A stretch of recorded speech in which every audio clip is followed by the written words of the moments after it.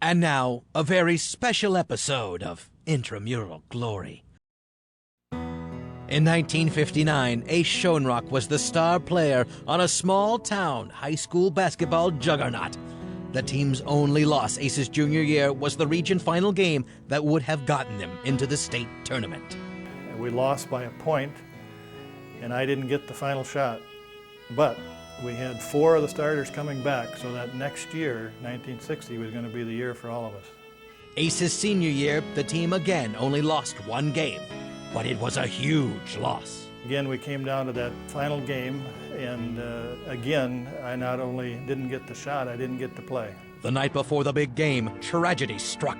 We were studying at the library with my girl Judy, and it was time to go late at night, and so we headed home. But to make a long story short, we had the right of way down the road, and all of a sudden, coming down against us, a huge explosion, a crash against the side of the door. A drunk hit the driver's side, and I didn't get hurt at all, just a little bruise, but Ace, his left leg was pinned and really smashed badly. They flew him over to the Mayo Clinic in Rochester, St. Mary's Hospital. And initially they thought the leg was so bad it would have to be cut off. I put up a fuss and just fought it because I knew that he'd just be devastated without his leg. So Judy came to visit me at the hospital, and she tried to encourage me. She wanted me to be able to rehabilitate and get on with it. But I thought, the hell with it. I'd missed that 2 years in a row with basketball, and basketball was my life. So really I gave up.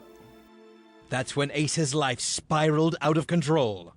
A lot of people wonder about what happened in my life all that time, and really I don't know. I was in an alcoholic fog for 45 years.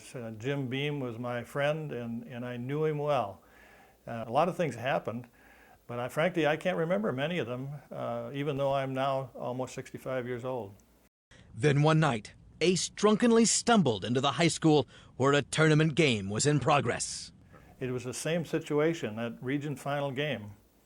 So I wandered into the gym, and people just kind of ignored me and let me go where I wanted to go. And I wandered around and watched the game, and by gosh, a kid that actually looked a lot like me got in that same situation with a few seconds left in the game. And what do you know? He sank that shot. He made the shot that I hadn't been able to take all those years back. I could have made that shot back then. I was Ace the shooter, that's what they called me, and I could have made it. And somehow though, believe it or not, after that, life is different. I've been sober ever since. And I don't know what changed, but it did change, and it brought me back somehow to what you see in front of you today. Once my head cleared and I got stronger, I figured out that, maybe I should get in shape again. I hung around the old gym after that now and then, and even took the basketball, shot a few shots, whatever, and I discovered, lo and behold, I really hadn't totally lost the touch I had back then. So I really have spent time now working myself back into shape, and I think in the back of my mind I'm still somehow thinking, boy, if I could get a second chance, even this old, wouldn't that be great if I'd have another shot at making that shot once again? I guess it's kind of a ghost. It haunts me to think back to all those days. So my life probably would be considered maybe complete even if somehow I could get in a game and get that big shot once again. I heard that he wanted to play basketball again, and since my son owns an intramural basketball team, I begged him to let Ace have a chance to try one more time. The old guy who's already been playing with us, he's already missed 2 out of the 3 games, and it hasn't really given us the veteran leadership we've been looking for. So maybe Ace can bring that to our team. Yeah, it's perfect playing with a senior citizen tonight. I just got done with geriatrics rotation, so it's great. And I hear he's 65, so it's gonna be perfect. I'm ready to do it. The old guy's that old? Or is this a new old guy? New old guy. What happened to the old guy? He died? I don't know, we got old, older, oldest, they're all on the team. I figure the one old guy can play offense. If this old guy can play defense, between the 2 of them we got 1 player. If they let us have 6 guys on the court, we'll be all right. Do you have any bias towards playing with senior citizens? No, Jordan came back when he was like 40. Isn't it past his bedtime? Like bingo's supposed to have been concluded by now. My grandmother just called and said she was going to bed. You ever done a penis reduction surgery? Because the ladies, they've been a little scared of me lately.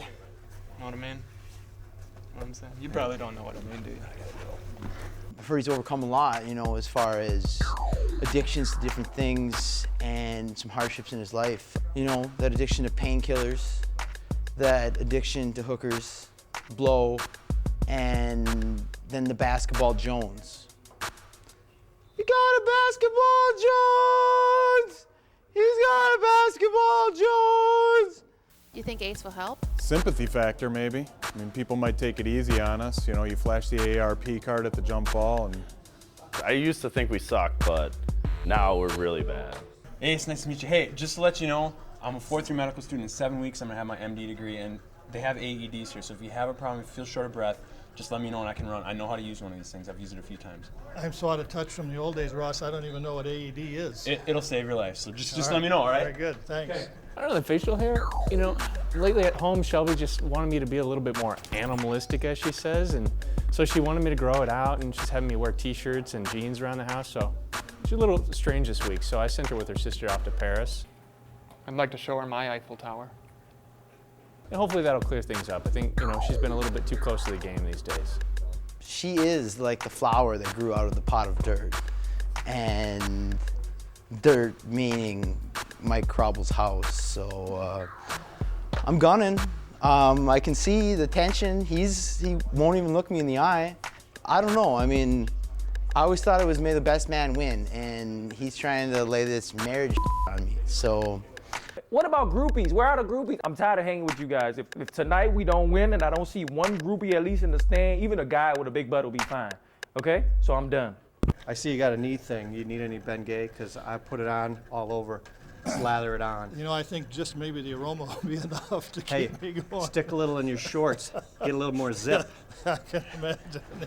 I found out going backwards when my mind cleared that my old girlfriend Judy, now a widow in town, she'd been helping me all those years, been finding ways to keep me out of trouble. And you know, I suppose the old dream would be that somehow you'd make the shot and there'd be that old flame, that girl that meant so much all those years, that she'd be waiting somehow or be a part of it, that life would go on after that with her, just like it should have back all those years ago. So are you going to be there today? I hope to be there today, yes. Does Ace know you're coming? No, he doesn't know I'm coming. On the next episode of Intramural Glory, Ace gets his chance for redemption. Can he hit the big shot? Can Team Unglaublich get a freaking win?